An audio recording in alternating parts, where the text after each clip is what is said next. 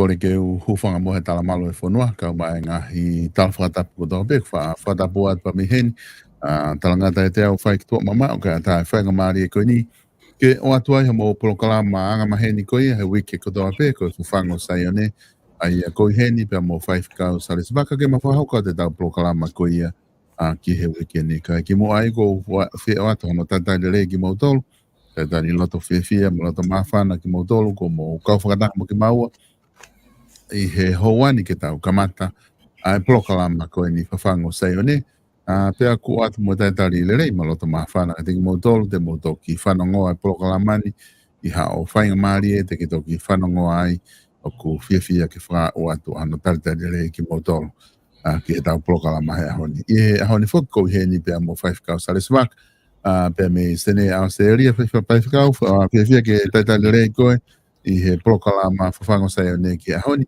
whewheha ke whaifhikau e ngā we mea seriana, whewheha ke duo e ea i he momoko i he lorotongani, pia mo e whamiri i whoki ki a seriana. Ia, malo bito solo mau whainga maare, pia ko whakawhetai lahi ki he o tua koe tamai, pia mo e alo, pia mo no lau maare, koe hui koe whakahoko le rei ai pongpongini ke hoko atu e ta polokalama ko ia ki he whawhangu o Saione. E solo koe whonuani o ku tofki e whonuani kia i kai ngata hene longo noaka o ku kaupo uri o hange e tō mai hafu uhalahi lo maki. Koe tuu ia, penai osi whakamatala pe, osi haa pe ia whakamatala ea o e whonuani e uha koto hai foi aho whaa wikeni. Ai ko ne au koe ke foi uha aho whaa koe ni, koe to e whakasio atu ki he hotere e tolo. Ai ke, koe anga ia tuu ai ea i he whonuani. Solo na ia e mea na e ki palparema, kia o kou whakampe ke kalanoa ai kono hinga he ku o ku kauto tonu ai palparema koe ni he ta polo kalama, pea mo ngahi polo kalama. Koe ku telefoni na e more. Ai na more telefoni o whiunga mo wike tolu. Pea more telefoni pea na tokta mai, whetutaki mai hatokotaha o pehe koe telefoni o ku mau i he le lue. Pea na e ave he tokotaha na ne mau o whafoki ki he ofisi koe o e ngahi station le lue. Pea kore mai ke o alu ki ai o piki mai a telefoni, pea na ko alo piki mai telefoni, pea o hau mo telefoni, kai he time kada more ai na ko alo kumi telefoni fo ou. Ko hui koe polo kalama, koe ngahi polo kalama anga maheni. Pea na ko alo lewa kumi telefoni fo ou o whakahu katoa ko o mai katoa ngai polo kalama koe me telefoni more, o whakahu ki ai. Pea i hene whakahu atua o se wike taha o koutoki mao e palo parema. Lahi au pita ngahi polo kalama ia anga maheni, o kau e ta polo kalama hono tuusi. Aia koe foi whakarea pe ia i launga, koe foi launga i o pehe koe o loto ke kansia, kou loto ke kanseri e polo kalama. Pea o kanseria e ongo foi mea la lahi e ua o te fito ai family, pea te fito ai pea moe kōsperi, pea te fito ai pea moe anga nofo whakalao e whonuan. Na o lava ai o tuku atu he malanga o Facebook i he wiku o si, o gai e palparema whakateken kare. Kau ota rewa ai misini fo ou, toi ota misini fo ou, i he wiku o si pe, o tō mui mai a ke malanga. Kai au kaki ane awhi, kou mau e text ala mai ke piki ai misini me posi ofisi ofitaha. Tau lere waki ai, au latu kaki ai he mea, te kai ke tau hifa tam tiriwaia. Tau toi foki mai, tok text mai a he ane uhu. O tala mai ane uhu he mea ke piki he hongo fulu he ahon. Piki hongo fulu tapolo kalamba he tātaha. I he tātaha ko asleria ni.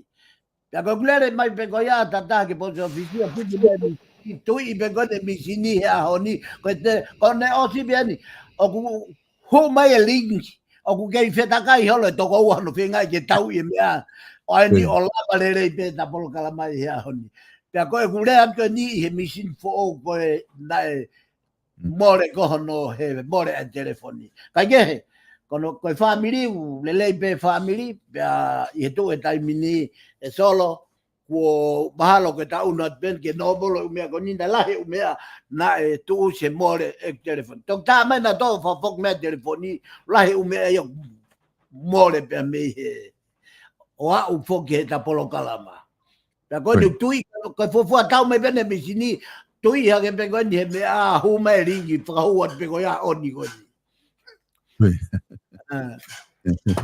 Maloto. Malo vito fai kau ko wakai ki he pamatala ko ke pa hoko ne nge hoko nga himia ke ko ni ka ku ka ke malawa ke ta ofia ai polokalama ne nge hono finga ke tus ai nga polokalama mo me ka ko ke lava ia ta ofi ku ke lere pe polokalama ko ke ro pe ko na ke lere polokalama na fe ho finga ke hoko atu pe nga he more ko na hoko wen ke mi sini ko la pe mi sini ma la polokalama ke una galera coloca la mano. Eu posso dizer que é o fenômeno que imagina la valor del direito então a mais eu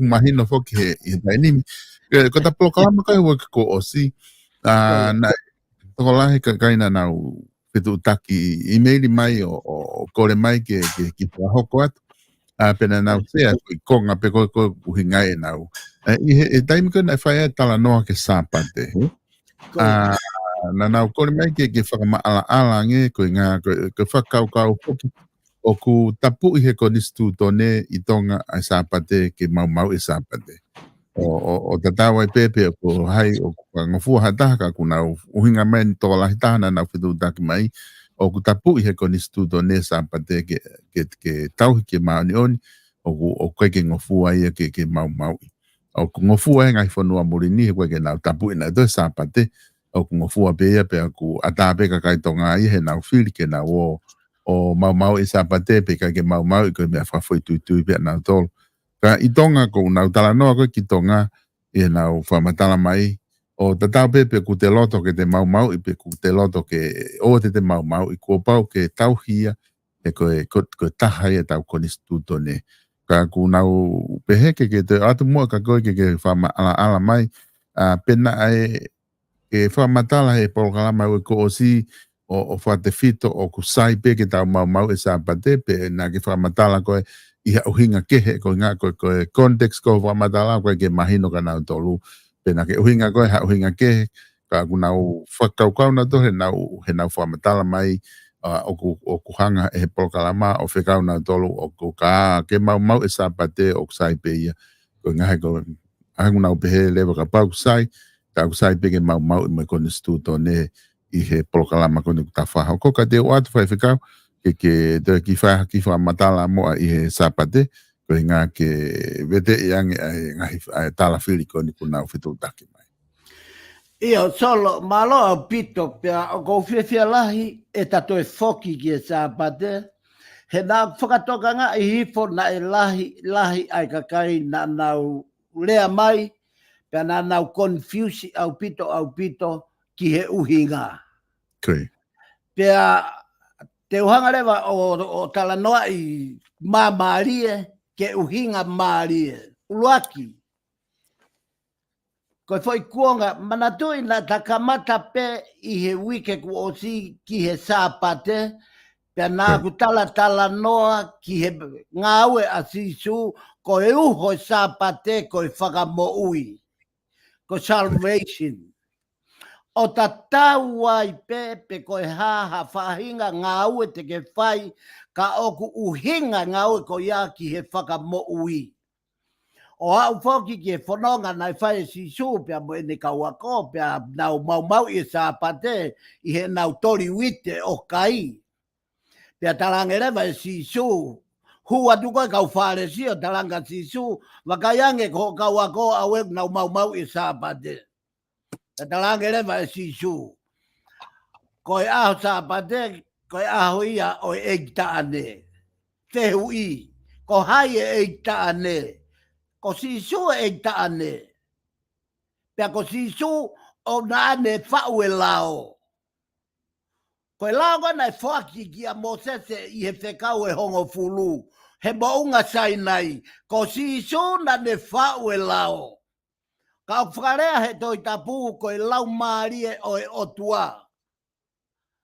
Ka koe tatau e lau maari e o e otua. Koe tamai, pea mo e alo, mo e lau maari e maa oni oni i he fuakawa fo ou. Sai, koe lau maari e koe o e otua. Na i he kamata a ngā pe ia, pea na e ngā au e houa ua whā pe ia, pea oku kei ngā weni, solo, whakatonga ngā ien. Koe sāpate ke rea e wholwhola, koe sāpate koe whakamo ui. Sai, oku tau i he kuonga e lau maari e mā oni oni. Oku lolotonga ngā au e houa e whā walu e lau maari e mā oni oni. Oku ngā au e sāpate e lau maari e mā oni oni. Ke ha, ke whakamoui. Oku ke whakatonga i solo. Okay. Oku whakatonga i mea nau confuse ai, ko nau nofo i a sisu kakano. Ka ke whakatonga i e kaweinga e whawhango sai one, kuonga whakaosi, kuonga lau maari e maoni oni. Kuonga i a wheohi. Pea koe wheohi ko ia, oku haua e ua whaa wheohi ko ia. Solo oku ke me lue mai he kaweinga ko winga atu ai. Mahina. Mahina au pito, sai. Tau whoki ke taimina e malohi e koni stutone atonga. Mana tuina takamata pepa e whakawhehui ko ia paupehe atu. Koe paupehe atu ka koe he mea. Koe koni stutone koe whau he tangata. Okay. Pea koe tangatana ne whau e koni stutone. E ona tolo whaaki o pikisia i he koni stutone e tangata. Tukuange koni stutone a tangata. Pipiki ke he wholofola. He koe wholofola o ku ngā ue haua ua whahe kuanga whao si e lau maari e maonioni. O ngā ue sāpate e lau maari e maonioni. Aki eni. Ka pau e tū se uhila i tonga. Kala mai, ko toko whiha e mate he aho i tonga. I kai ko whare mahaki o whakalere uhila mea ko tobe. Ko hea kaunga e uhila ki e totkionistu tone. Ko hea kaunga e uhila ki e mo ui. Seke tae mahi no solo. Okay. O whai e tau maa, ko uhila. O whai e langa whare, ko nisini, ko uhila. Ko e mea ko toa pe o ku whai he tangata ki he salvation. Langa whare ko e langa ke maluai kakai o ku mokosia. Ko e tau e foi maa ke kai he kakano o ku mo ui. Ke mo ui pe maa kona ai. Ko salvation ia. Ko e whakamo ui ia. Ko e la mea unau pixia ai e kau komeni ko e na. Ko no hinga ko e nau nofo i ha sisu kakano. Ka kure atu e polo kalama. Sisu lau maarien. Ko stoi tu ma sisu lau maarien. Taua ta ina tangata. Pea ko e sapate ko holoto. Aho pe holoto kovi. Mamau e sapate. Pea ka pau te ke langa whare he sāpate, ko hiko haka kai o whainga tā ia, o nau mokosia. Koe ngā ue, koe whakamau ia. Pake whakatonga i koe kuonga ne lau maari e, pea tala noa e polo kalama ia he kuonga whakaosi. Tala noa lau maari e. Pea u kai tala noa ko nistu tone ma tā noa lao a e polo kalama ia. Solo, kai ke uilo pe kuki, ho ata atu ha mahino pe i kai he whakamatala. Koe whewhikau ko tui ko o si mahina o pito ai whamatala ko ke whahoko. Ai koe kuongani o e tala noa he lau maari e ka koe koe kakano. Ai whoki koe mea na e lahi taha e nau ko wakai whoki he kongalahi ni koni na nau whihu i. Ai na nau pehe koe whikau he hongo fulu na e whoaki mai he o tua. Ka kapau te tau whakangofu aku kau ai e tau he sāpate ke maoni oni koe. Ofa ki ho fili mai me be ka koe ka paurewa o guai e toko lahia kuna o malangai na toria ku keri ake me ko ia ka tau pipiki pe tau toria ki he u whekau ko ni ko mai e si su ka ku kai na ulawa wha mawai wahe po ko whekau ko ia e he kakai pe ko whekau ko hano kehe o e whekau ko i hanga fulumu e whekau ko ni asisu o ku talanoa ki ai toko lahi. Ka ko tu ahin ho wha madala mai. Kau ki toko ni atu solo. Koe. Ko e whekau e hanga fulu, ko e whekau na e whaki he o tua, kia Moses. Koe. Ko e uhinga o ange whekau e hanga fulu ka Moses ke tataki a ke whanau Isleri. I kai ko ia. Koe. Nai kai ko e whekau e honga fulu, ko e whekau mani ka doa. Ko e whekau ia ke tataki a ke kakai Isleri. I e nau whanonga. Ke whakama opo a ke nau whanonga me he mowete vete.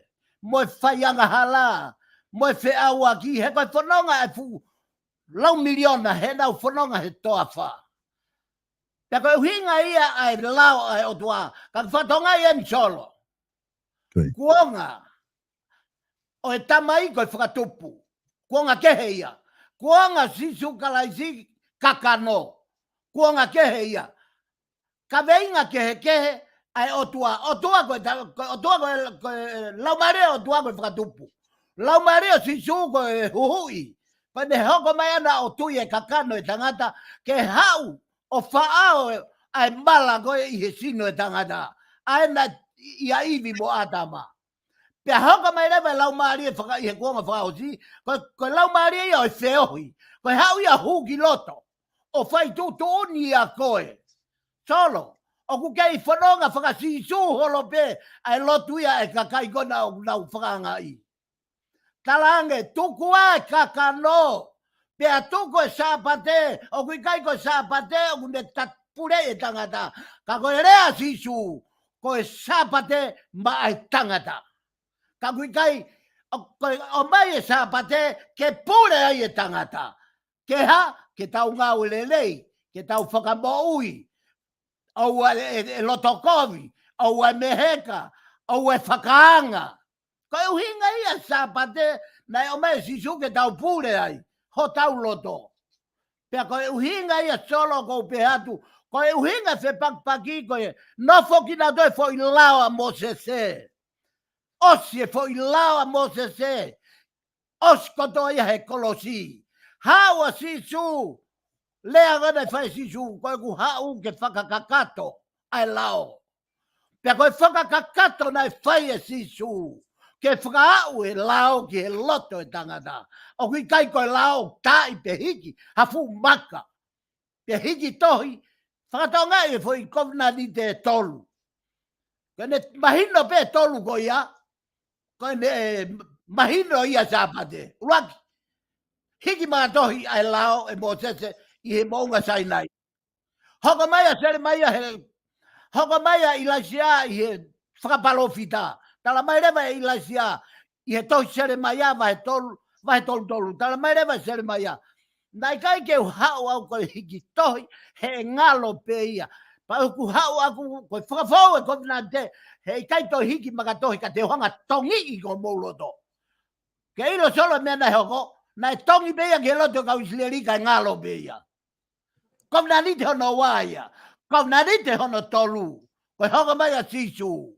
Haurava sisu o tala mai, he kai te to hiki tohi e lao hange ko Mosese. He kai ke to hanga tongi i ko mouloto hange ko sere mai a. Ka te kohok sino ena. Hau ia whaki mai hono sino, ko sino ena, mo to ia kai. Mo kai ia koe whakamanatu. Pea mo winu hong tata, koe wholo ki loto. Pea koe wholo ki loto e sino sisu. Wholo e laumari o tua. Kai me mahua mai, ai laumari o e mo oni me tangata. Solo. Mahalo pito whaiwhikau, o ku mahino o pito. Hange ka toko ni whai mai e he toko taha koni. O ku ne whahoko mai ko uhinga ia, nai whihu ia ke si supu ko whewhikau kulahi. Pea pehe ko ofa ke o tua me ofa ke o kaunga api. Nane pehe ko whekau ko ini tau tau ai whono me kau palofita. ko tahai tokoni mai toko tahakoni avea ki he tau polokalama koe me whamatala koku ke whai, pia ko tui ku osi mahino o pito ngahi tukunga koia, whaiwhikau. Ka ta hoko atu mua ke ta konga hanoua e ta polokalama, ia whoku ta lotonga i he kau palofita i ki he tainim, ko e ahoni te ta hoko atu ai ki tohi koi a hosea, pia te utuku a te whainga maria ke te koe. Solo maroa bito a mao ai whainga maari e ahoni ko hike ta hoko atu. Solo whakawhiawhia ku na ta whakaose kau palofita lalahi e ui ko si i e tohi ko ia a iskeri. Pa ta kamata i mai ai pe pa moe kau palofita i iki ai a koe toko kau palofita ia toko ta tolu. Pea na ta kamata mai lewa ia ta aniela. Pea koe ahoni ta hoko atu ia hosea. Pea ko ta grup whakaosi ni ta lue atu ai ke ta ke ose toi tapu he ta vete ai ngai pui tua. Whakama opa ngai pui tua oi de ngai poto hi ko hi tata toki foki ki e kakano mo uho oi toi tapu. Kua whakama na vai he lau maari maunioni. Ko e palofita ko hosea i e fuakamu motua i he tohi tapu katoa. Kono supi e si, o e tohi hosea, ko e ofa ai otua ki hono kakai. Uhinga ia tohi hosea, ko e ofa ai otua ki hono kakai. Pea, ko haina ne fatua e tohi, ko hosea bea. Na e mo uia hosea i he tau tangata, pea mo e kuonga o e mos ai sea, pea mo maika. Koe whakoi toko tolu koe ni na nau tau tangata tatau pia mo hosea. E mos ai sea pia mo maika. Na e uia hosea kene whai palofisai me he kolo lahi me i Sameria. Ki he pure anga Israeli. Tolo whakatongai ange ko e uia hosea ke ngā au e whakapalofita ko uhi he ku os more pure anga Israeli ki Asiria. Pea ko e ui ani o hosea ke ne hanga o whaipalo fisai o tala ngai whikau mo hau e o toa mo mea e hoko ki Israeli. Nai whai e tohi whakaku. Nai whai lolotonga ai pure a selopo a me ua. Aia koe tau fitu hiva tolu ke fitu nima tolu ka maa. Ai foi waha taimi ko ia na e ui ai a hosea. Lolotonga o kupure a selopoame i Isileri ka e pure kai ai a Siosaia i Siuta. Ko e teto ia ko naki e toi hosea ko e ofa ai o tua manadui ko ia pena takamata ke supiesi. Ko supiesi e toi hosea ko e ofa ai o tua ki ono kakai. Pea koe teto ia ko naki peia e hosea, katoa. Me vahe ulua ki ke ne osi, nofo taha pe a e foi kakano o ea ko naki a hosea, koe ofa ai o tua ki hono kakai. Pea mo ene whakaamu ki a nau tolu ke nau ofa, pea mo tonunga, mo nau whai ke tonunga e nau tauhi ki a Sihova. Koe ki, pe koe masta ki i he tohi hosea, ko hosea wahe ua vestaha walu ki he ua tolu. Solo, whakamore pe kau hi kauhanga o lau mei he wholofola a he uhinga o masta ki ia ai wahe ua vestaha walu ke ua tolu. Pe koe te fito ia o tohi hosea katoa. O mau ia he vahe ua vestaha walu ke ua tolu. Ai au pehe. Vestaha walu. Pea ia taimi ko ia te ufai maa nau tolu hakov nā nite.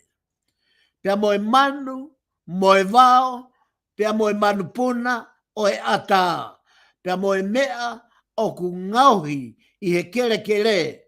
Pea te mau mo whakaosi. Pea mei he whonua. Whakatongai koe foi hau o ku tō mei he otua ai ni o uhinga ai mau popula o Israeli ko e whanau ai o tua he ku hau lahe o tua.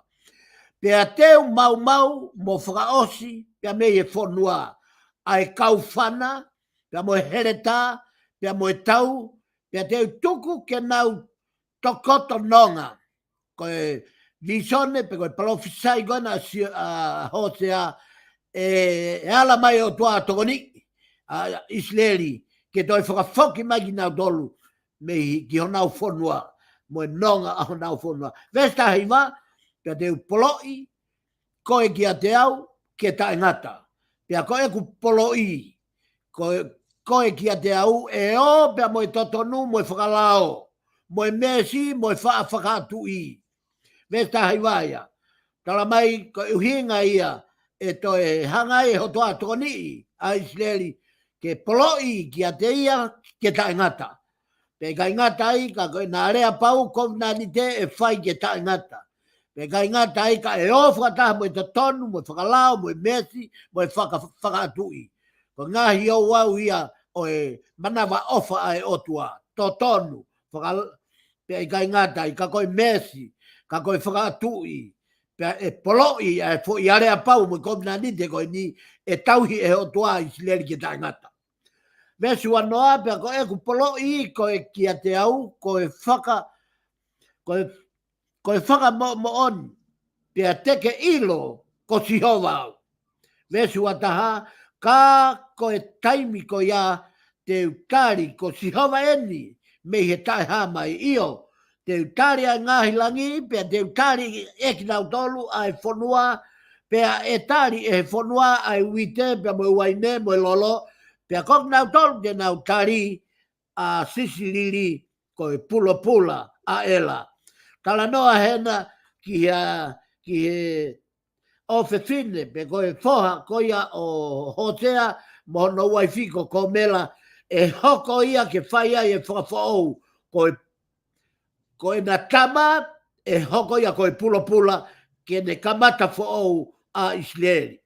Vesu a tolu, pe te tō ia maaku, i he whanua, ko e na uasi ko e na, e hoko lewa e pula, ko ia a Sisiliri, e hoko lewa ko e pula, ma Israeli, pe ko ia pe te hanga tō, ia maaku i he whanua.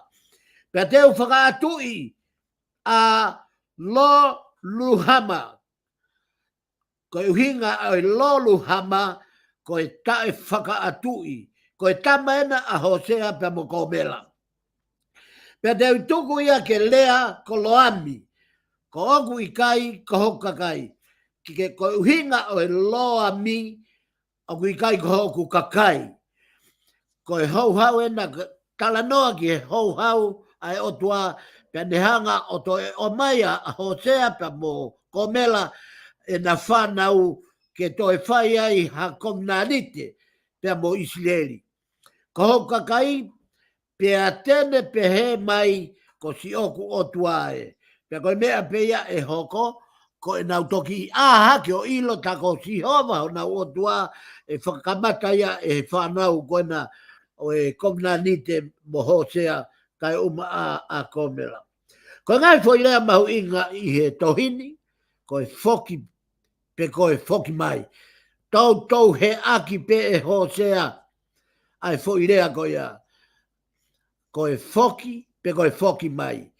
O uhinga, he ko e mari, ko e tuuni ai o tuaki a Hosea, ke alu o kumi, pe a mei he whare, hufanga e whakatapu, me whare pau mutu, a hono hoak, o ne omia ia komela, o mari mo komela. Pe a ko e ofa ko ia na whakataipe ia Hosea, ko e ofa ai o tuaki Isileri. Na e pehe a hono whekau e hotua a Hosea ke alo kumi mai hawhewhine pau mutu o marimo ia. Ko hono hinga ke whakatata ia ai ulunganga ko mela, ko e ulunganga ia o e whaianga hala Israeli. Ka e whakatata ia Hosea ai ofa turi mui ai otua ia ko mela.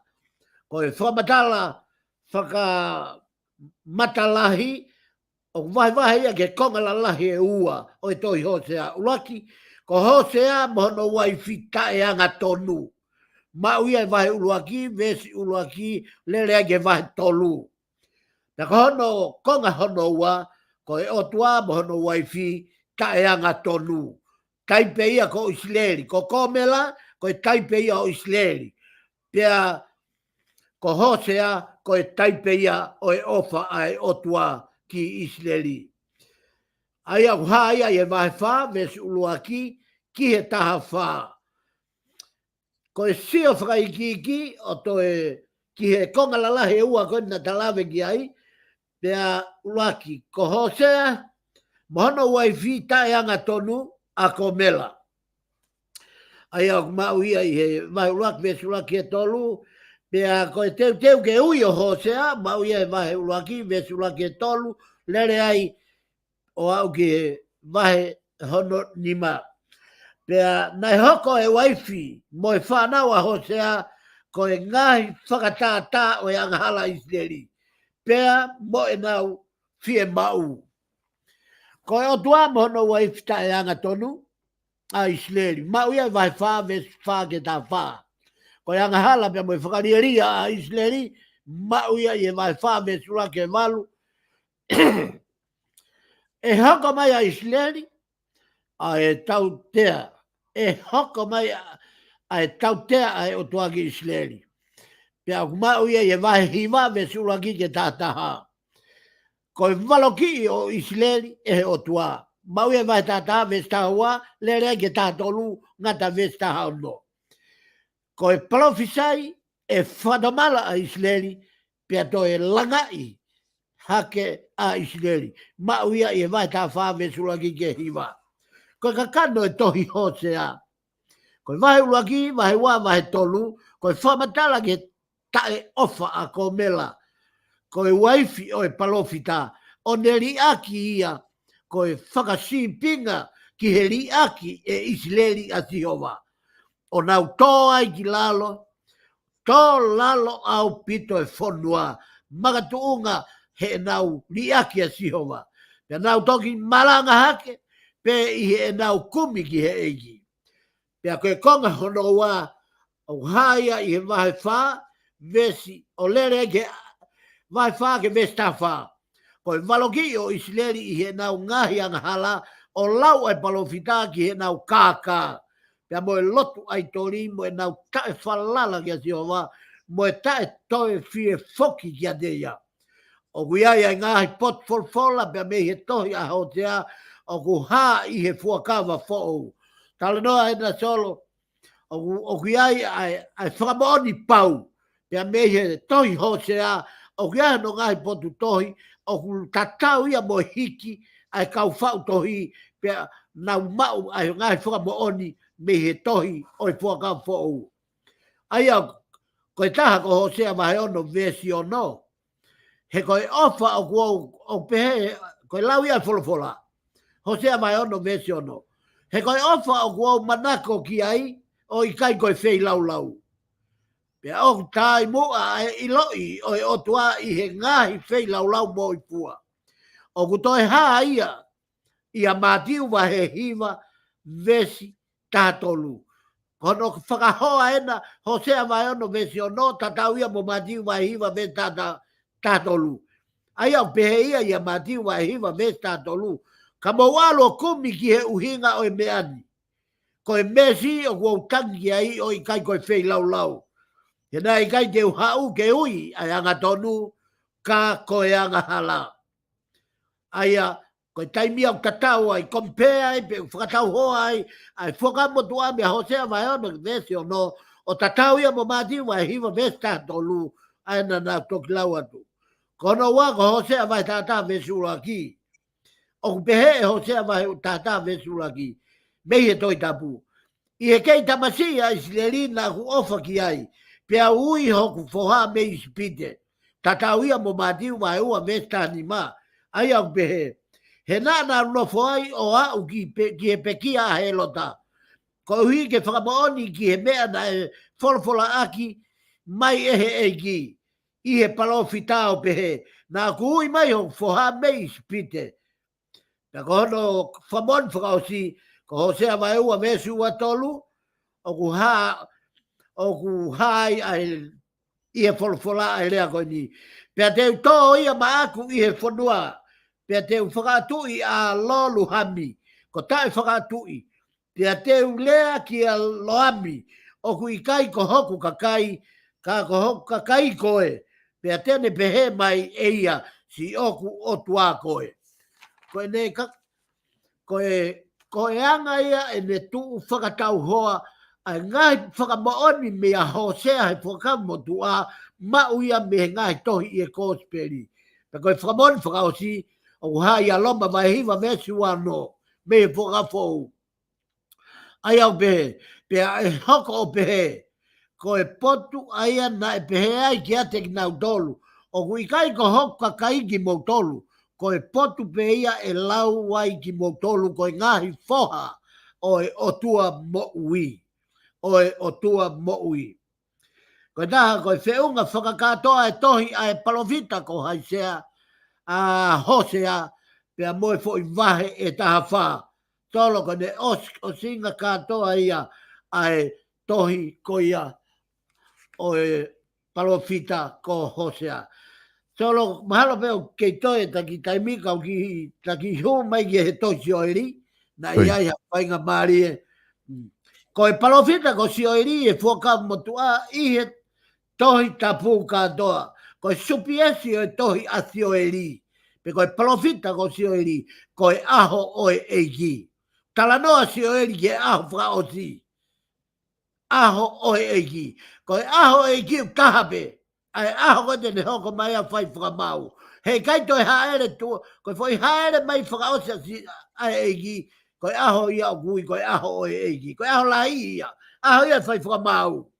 Tala noa rewa e palofitai. Ko e supiesi o e tohi si o eri. Ko e aho o e eiki. Ko haina ne fatua e tohini. Ko si o eri be. Pea ko e uhinga o e rea si o eri. Ko si hova ae o tua. Uhinga ia o e lea si o eri. Ko hono uhinga ko si hova ae o tua. Ko e foha ia o petueri. Ko e lau makehe i e tohi tapu. Kau kia si o eri. O kuha i e tohi ngā we vahe wa vesta hao no. Kau lau atu pia me he tohi tapu. A e tohi ngā we vahe wa vesta hao no. O kuiai e ne whakamatala i o kaunga kia si o eri. Ka koe ni ia. Na e folfola aki e profita ko si o eri. O ku mea mai a e hoko o pehe i e kuonga whakamui. Te uriringi ha mea me hoku lau maari ki e kakano ko toa be. Pea e toki palofisai e ho mo ngai foha. Mo ngai o fefine. Pea koe kau tala mou o mou tolu. Te nau mata mi sone. Pea koe matua o mou tolu. Te nau wha misi. Io, nā mo e ku kau tamai o eki, mo e ku kau na ngā. Te uriringi ha mea me hoku lau maari e, ki ate ki nau tolu i e kuonga ko ia, pea nau whai palofisai. Solo taki tuhe, kau ki whakamamafa, i e fwoi pui tua, o e tohi koe ni. Ko e kuonga e ni, o ku os whakata e he lau maari e, mea ko e tala lau maari e. O ku i kai ko e tala... Koe tala lau maari e kuonga koe ni osi automatiki be. Osi whakata ia he lau maari e. Ai taha ko toa pē ke lava lea i he palofisai, lea he misi, lea he matamisone, lea he mau whakaha. Ka ke whakatonga i solo. Kua asi mai ai whahinga palofisai ia he ahoni o whaou au pito ia. Koe nau pākia whaou he tala lau maari e.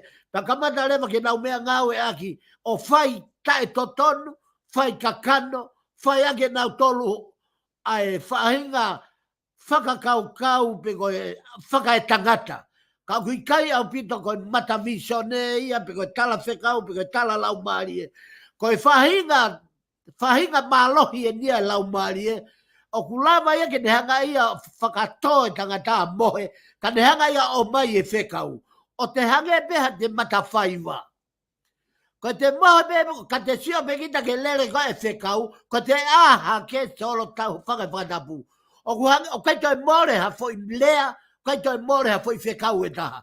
Pea koe mea ia o kui ko tala lau maari.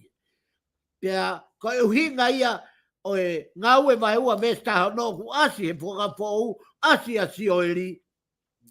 Koe hui koe whakata e kuanga whakausi. Koe kuanga koe nai rea ki asi o eri koe ia ni taulotonga whanongai. Koe nā na e whatu whakaku a e tohini. Na e whai i he senturi hiwa. Ko sioeri, pia moene ngahi tala koe ni whakapalofi sai, lolotonga ia e senturi hiwa. O kupehe ko ia ai mua taha, o e kaupalofita, ka i hono whakatotolo whalelei o ku ngari pauange, ai whange au kama hiri, ai mafola, ai kakaisiu, ma uia i he toisio e rima he tolu vesua. Ai ako ki ka whaki ko nā whai whetū kua ki ai, i e pehe koe ko senturi hiwa, kai pehe e kau whakatotolo ki mui, ko e palofita ko sio e ri, ko ia e fua palofita. Na e mua ia ai sea sere mai a mo mea. Ka ko ia e fua tala maufanga. Pea fia lau pe ia he ku tala hangatonu pe, tala humaki hangatonu pe sio e ria, mai mei hono taimi he kamata anga, tala hangatonu o tuhoi mai pe ia, ki e kuanga whaosi, ko e kuanga e lau maari e maa onioni. Te utok tānaki ai ngahi, kakai ko toa pe, aia ko e vahe tolu vesi waia. Te utoki tānaki ai ngahi kakai ko toa pe, pea teu o hifo ki nau tolu, pea teu hopo mo ki nau tolu. Iai ko uhi, ko hoku kakai, mo hoku to fia, ko isleri ia. Pea nānau, whaka mo vete ai ngahi pure anga, pea nānau tufa, hoku whonua. Uhinga ena ki he taimi na e huai a hono tau e atilia a isleri pe a ufoke na tau e ngai whonua a sentaire kaunga api pe a movete kaka isleri he whonua sentaire i e tapa kotoa pe ai pa uhinga ki ai foi vahe tolu vesiua. Na e fatu mahai, na e fatu ai foi palofi saini ki he pureanga siuta. Ko e tohi eni, na e whai e sioeri, ko e ne tohi whakanga tonu ki siuta. O ne ave ki siuta, ko e whakatokanga ki he onga matakari e ua i he pureanga. Aia ko e pureanga tonga, pia mo e pureanga toke lau. Nan aia mahino rewa, ko e pureanga siuta, pia mo e pureanga isleri. Nane whakahaki e kakai e tō ai fuhonge vai. Mo e whakaaua o whakawhai i he monu manu. Ua, ko e palofisai na e tala e sioeri, ko e hee. Ko e monu manu ko e hee, tene hanga keina e a kau mo ui kotoa be o e whonua. Pea e hoko ai mahaki. Ko e tautea pia me he o toa tupu me he e nau whaianga hala. Ko e onga foi palofi saini i he hee pia moe vai ko e tautea ai o toa. Ko e uhi, ko e fulahi hulu tua e nau whaianga hala. Te pto i ako naki o e toisi o eri, ko e fie mau ke nau whakadomala me he nau ngahi anghala. Na hoko mai e tautea o ku kovi ange. Aia, ko foi tautea ko ia, mahina rewa, na e hoko foi tautea, na i kai hari liu i he kakai siuta. Pea hoko mai rewa foi tautea, ko foi tautea ia na e au atoa Babilone. Nebukadnesa, pea mo Babilone, o nau hanga mo hereta, mata hereta, whakauha aki a Isleri. Pea kai ngatai kai tak populai, a kau kakai ko toa peo kia nau whahinga tau kei ngā ue, kau skill, kakai ko toa peo kia nau tūnga ngā ue, o nau lava i he whonua na nau hanga puke ia, puke mo ui. Awe ki nau tolu ki Babilone ke kau i hono tokoni mo langa a he whonua sentaire ko ia ko Babilone. Ko i ki, pia mo e tohi sio e li, ko e vahe ua, sio e li vahe ua, vesi ua valu mo e ua hiwa. Pia te ulau atu ia me he wholofola. Ai au pehe, e sioeri wahe ua, vesi ua malu mo ua hiva, ko e masta ki ia e toi sioeri. Pea e hoko pehe i e kuanga a mui, te urilingi hoku lau maria ke kakana ko toa pe e whai palofisai e ho mou foha pe mo ngai o fefine ko madua mo tolu te nau fa misi pe ko e kautala mo tolu te nau mata vi sonde io na mo kau tamai o eiki mo kau nanga te urilingi hoku lau maria kia te ki nau tolu i e kuonga ko ia ko masta ki ena o e toi siori ngai foi lea mahu inga o tautou he aki e siori ko e aho o e eiki tua nima ai au haia e siori vai uaki vesta nima haia siori vai ua vesti uaki haia siori vai tataha haia siori vai tataha vesto taha pe mo siori vai tol vesta fa katoa ngai poto ngona o mau e tautou he aki tua nima e siori ai mahuinga mo whakamabafa i he aho o e eiki. Vai lalahi ko ngai ua. Ua ko historia, ua ko palofisai. Ko e historia, ko e whakakina ai he e. Tala noe vai uruaki vesu uruaki ke ua. Pe ko e palofisai, ko e hoko mai ai aho o e eiki. Tala noe e soeri vai ua vesta hawa, le rege vai tolu vesi ua taha. Ko tosi o ering vai pe e tolu. Vai eiki he historia, ko e whakakina o e he, ko e tala te u, vai uruaki vesu uruaki e tolu, ko e whakakina o e he, vai uruaki vesu uruaki e ua, pea ko e he, ko e whakatata o e aho o e iki.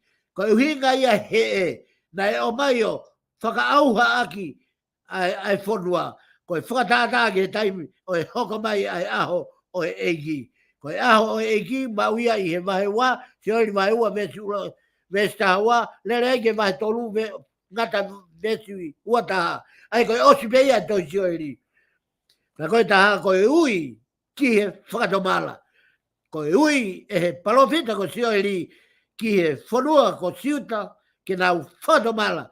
Ko hi mauia vahe wa vesta hawa ki he taha fitu.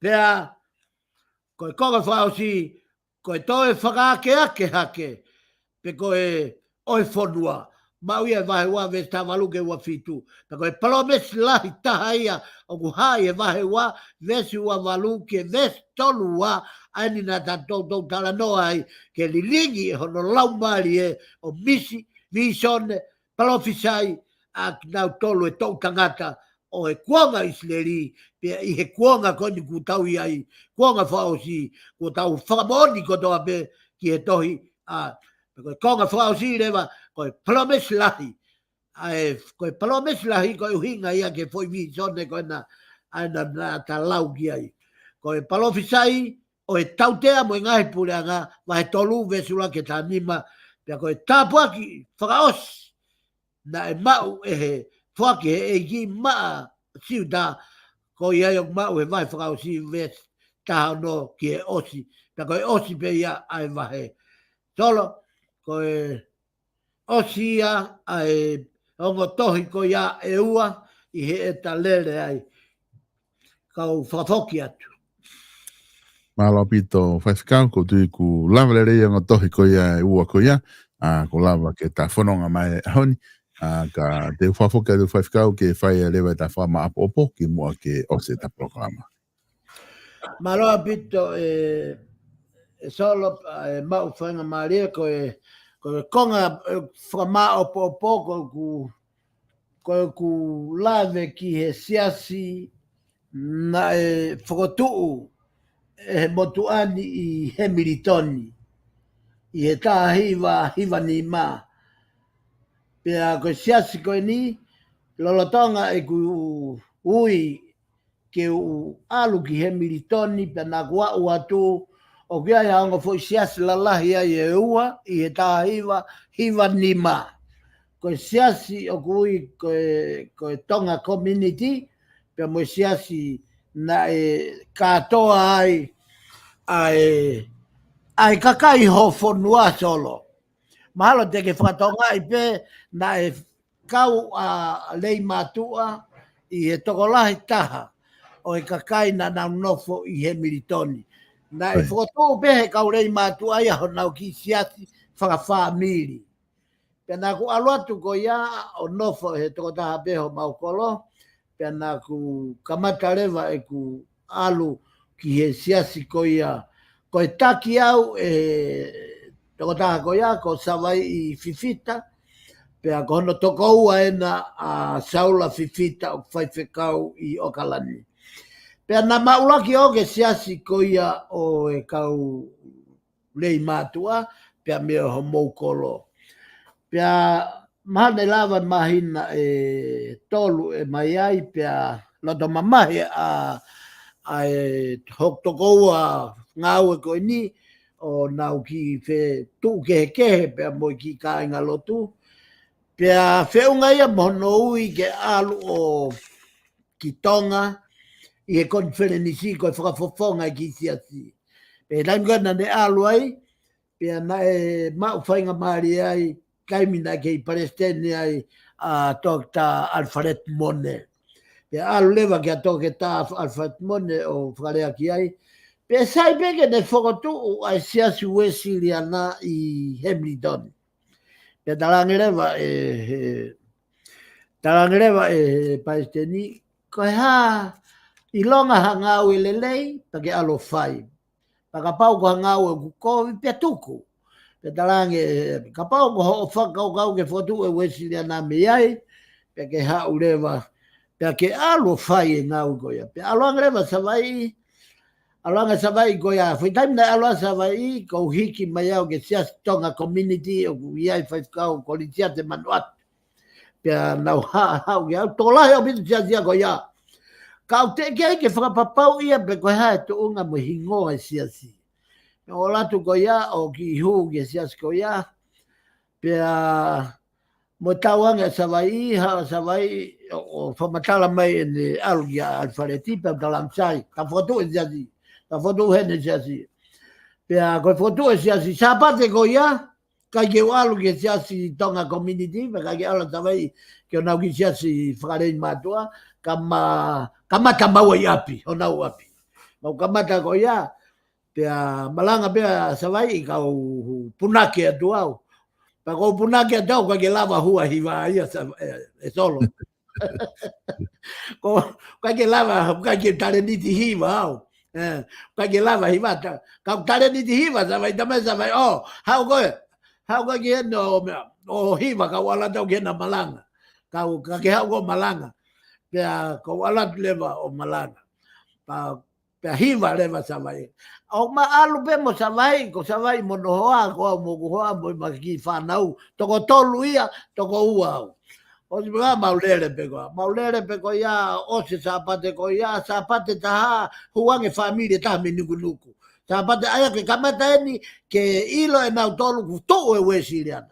Pia koe tuu anga ia Wesiliana. Kai ke solo, fulolo e taha noa, ka koe hui, koe kamata anga ia, o e whotu, o e siasu Wesiliana, na kauai a motuani mo hoku, toko ua me fua motu, ma whotu ai. Ahoni, ko nau whatau api, pia na e pekia a savai, pia na kupuna ato alu ki ai, pia na kulea ai ni Hamiltoni, koe ku hau he koe tangata ni na ospe na whatau api, pia pekia tangata tokoto ai, pia ualuatu lewa talanoa merie, pia ualuatu lewa talanoa whakamooni ki e whotu e siasi. Kua whariki anga Hamiltoni e siasi koe taha ia siasi na kuau ki ai, o makamatai mo savai o tu ua e siasu e sirana taua taina tonga i Hamiltoni. Pia ku ila ia he Hamiltoni kotoa pe. Ai foi fotu siasi ko ia. Pia ku tu ia historia o ngā aue ai motuan. Ko e tolu ia siasi ko whakamooni atu na kuau ki ai o fotu. Pia ko e kaweinga ia hoku i. Ko e move from place to place. Hange ko Paula. Ko Paula na i kai ke alo peisi ha feitu apostolo. Ka ko ene teftoi ngā ue ko evangelio. Pia ko e tangata evangelio, ko e tangata fotu sia. Ko e ui pe ia kau evangelio. Ko e kakai ke na uo fotu holo ai ngā siasi. Pia hange ko e talaloto na kufai ki mua, ko siasi ene e valu na fotu, pia monuka e ua. Aia, o monuka, aia ko siasi i Amerika, na kupuna ki ai pia mo fu mea rea, lau mano.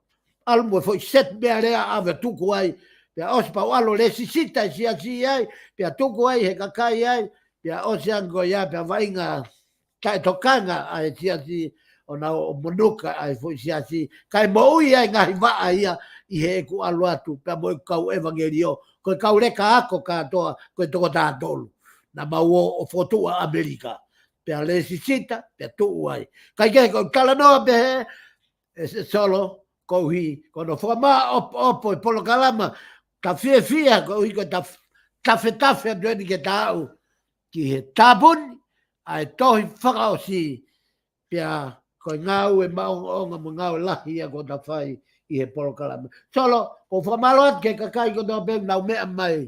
Ko hi ko lawe I hake ko taalo mai e ta taimi pia ko talamonu atu. Ka mo tolu ko tō pēng ko mo inas. A whea te pile whakalau maaria pōmpongini ke tau inas. I he ngau e whakalau maaria e ahoni. Pia ko o whaat ka mo tolu ko tō pēng. Pia mo e lotu ki a teki mo tolu. O whaat solo ki a te koe pia mo e polo kalama. O whaki tāpui kina koe he lau maari maanio ni. Ko hi pe koe ngāua kua ui koe ki ai I he tawhak whakamitia. Kau whawhoki atu solo. Malo apitu. Malo apito o whaithikau. Whamalo atu I he lamarerei koe I polokalama whawhango sai ane ki he weekend. Pea ku tatoki hoko atu pe I he taimitatau o polokalama he wikahau. Whamalo atu ke ki motoro kotoa pe kau whanongo ko mo kau mai he polokalamani. Pawhi ia tu ke mo kau whakataha mo ki maua I whango sai one taimi tatau peo I ke kahau ka mo mea. Malo solo. Alo whaifika.